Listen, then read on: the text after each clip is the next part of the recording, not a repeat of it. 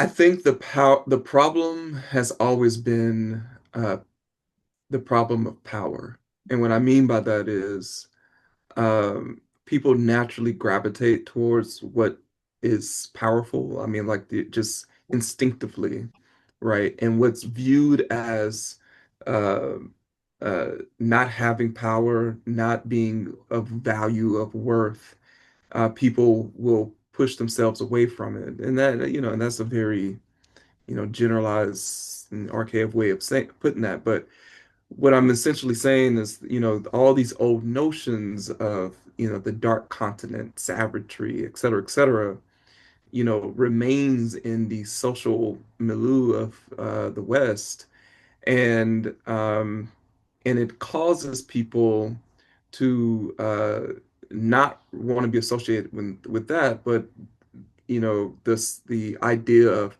American exceptionalism or the idea of a chosen people, if you want to talk about the Hebrew Israelite stuff. Um, all these different things can cause people to create various other identities for themselves in trying to be in closer proximity to what's viewed as more valuable or more powerful.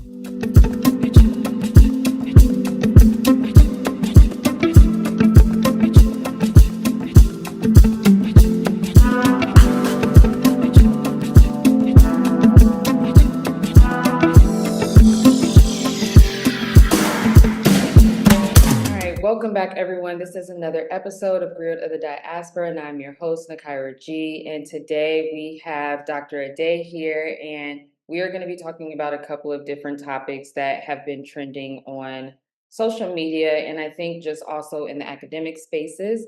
So before we get into those topics, I want to introduce Dr. Ade. Dr. Ade, how are you? I'm well. Thank you for having me here.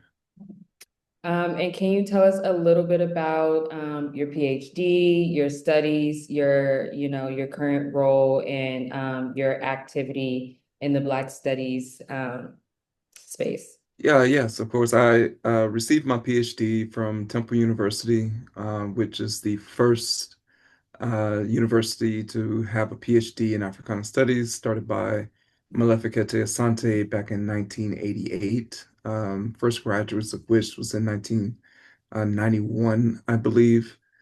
Um, so it's the flagship department in terms of creating PhDs. And since then, I have worked at San Diego State University. So that was 2021. This is my fifth year at San Diego State as an associate professor in the Department of Africana Studies here. And I know that, we both are graduates of schools that kind of fight over who was the first type of thing. So that's so Yeah. funny. Yeah, because I graduated from SF State, but Mhm. then I'm also doing my master's at Howard, and it's like funny, like all three of those universities have their own first stories Right. when it comes to the Africana Studies department. Because I think for SF State, we started as Black Studies, and then Mhm. we transitioned into Africana Studies later. Mhm. So that's where the difference is, you guys. Um, so first, I was introduced to you obviously by your TikTok content and the topics that you were talking about on TikTok. But so I saw a lot of your TikTok content in particular talking about just kind of the trending, I guess, diaspora war, type of content and talking points that have been trending around specifically on, I guess, X and TikTok. I personally had been out of the country for a few years, so I wasn't really privy to how deep these conversations had been in the country. So coming back, I was really, really shocked by the conversations that people were having online. Um, so Mhm. how were you introduced to kind of like this new wave of what's particularly happening with the FBA movement? How were you first introduced to that? Oh man. I think back in 2015, 2015 or 2016, so it's been a while. 2015 or 2016 or so. I remember Yvette Cornell had a video floating around called Pan-Africanism is Dead. And I recall she was once acquainted with Boyce Watkins and several other people in that camp. Then I suppose they had a fallen out, and she started, ADOS, American Descendants of Slavery, as kind of a social movement, if you will. And then she came out with the Pan-Africanism is Dead, which was like a 2 hour rambling um, kind of ahistorical ramble that she went on about. Um, and at the moment, I honestly thought it was something that uh, was just a, a passing thing. Like, this would be people would be talking about for the past couple of months, and then it'll move on. But no, it grew into this, kind of, big thing. And then I feel like it was Tariq Nasheed that, got involved with ADOS, and then I don't know if there was a falling out or whatever have you, but then he starts his own label, which is Foundational Black Americans, and it continues to grow from there. So I've been kind of watching it, and I've been watching some of the more or listening to some of the more asinine arguments that they have, and I tend to have conversations with some of them from time to time.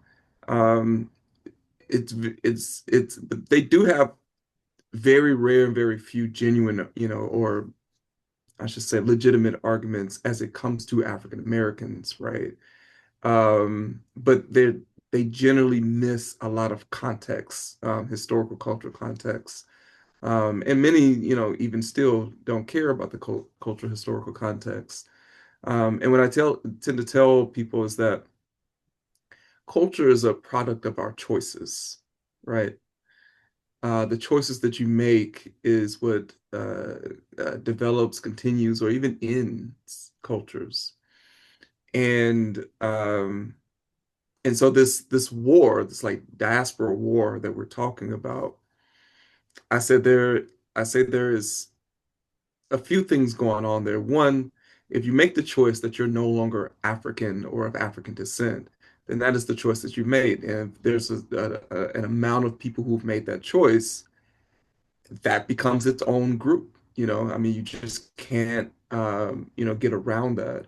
It might be divorced of some historical cultural circumstances, but that is the quote unquote culture they decided to create for themselves.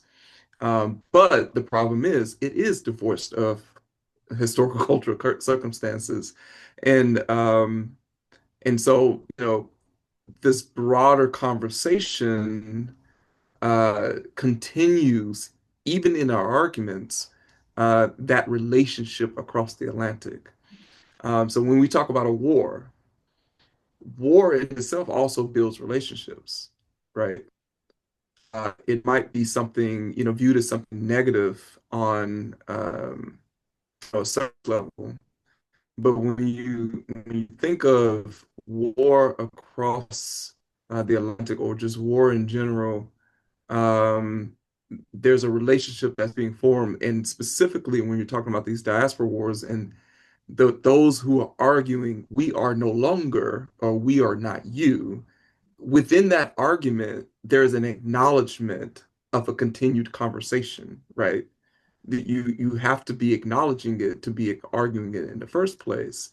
And I think for me, uh, my fear is not the continuation of the conversation or the continuation of the debate or the argument or whatever it may be. My fear is for that to end.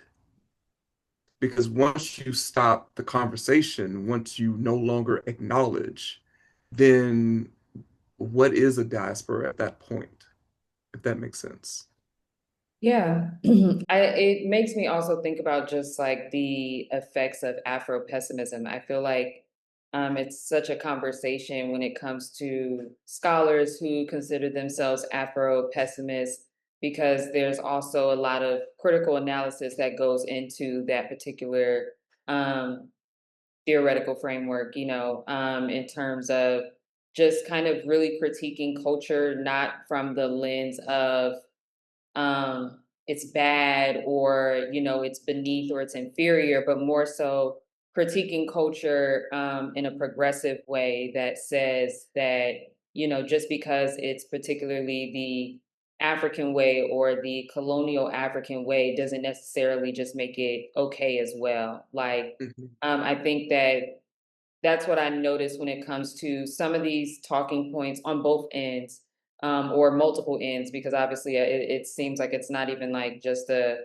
either or spectrum at this point.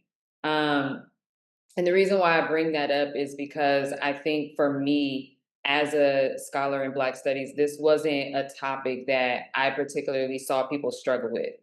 Mm. And it's not to say that it doesn't exist. It's just not something that I saw people struggle with. I know for a lot of people, the PWI experience is the PWI experience. However, I still experience my classes with predominantly, if not all, Black students. And so the concept of just like questioning Blackness, questioning Africanness, I just did not see that in my particular experience.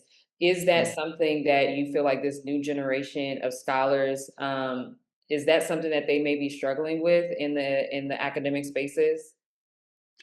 I think every generation has struggled with these types of conversations and ideas. Uh, if you look back as far as um, some of our earliest scholars who've written on these things, I mean, Du Bois talks about it, right?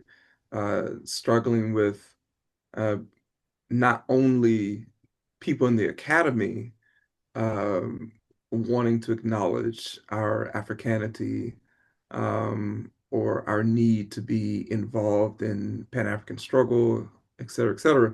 But people, people outside of the academy as well who did not want to acknowledge Africa as our motherland or our relationship with people, across the Atlantic.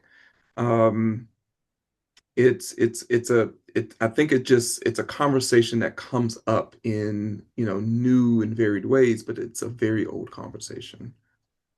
Right. Do you feel like the accessibility to social media, or is it more so because it's a problem that we've never had? Is it just a problem that we've never really tackled enough to where we don't have to keep having this conversation every generation? I think the problem has always been uh, the problem of power.